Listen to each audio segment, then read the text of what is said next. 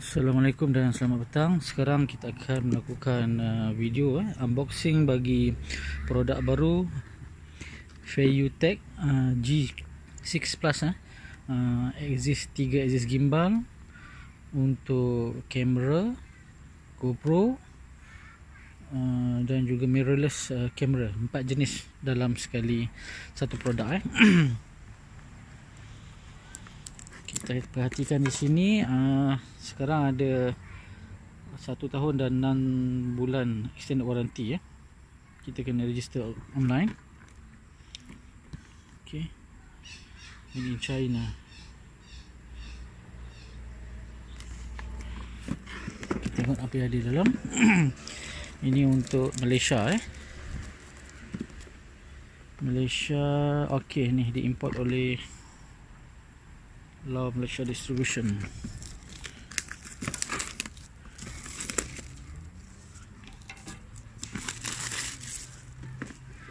Okey, tengok apa yang ada dalam.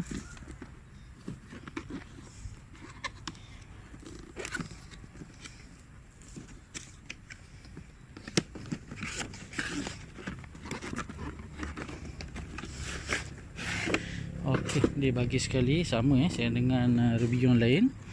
Dia bagi beg taklah keras, plastik. Okey, kita dapat lihat di dalam kita ada ini bateri dia. Okey, bateri 5000 kemudian diberi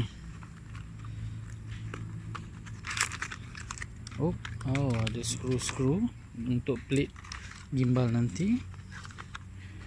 Kabel USB kabel ni untuk GoPro, untuk attach GoPro nanti So dalam kotak ni ada beberapa item tadilah. Dan ini kita punya gimbal itu sendiri. Gimbal ni seberat 663 gram berbandingan dengan Osmo Mobile 2 seberat 400 lebih gram. Zhiyun Crane M seberat, tak silap saya, 700 lebih gram.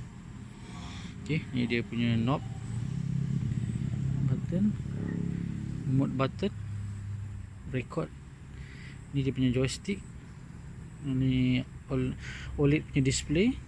Okey, ini kita unbox saja, tengok apa yang ada. Untuk fungsi kita akan tengok kemudian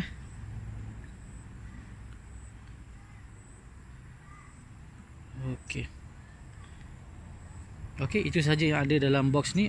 Satu lagi di sini. Okey. Dia ada beri, saya rasa manual lah. Okey. Quick start guide. Dan juga warranty card lah. Okey, sekian saja untuk unboxing versi bahasa Melayu Okey, sekian, terima kasih.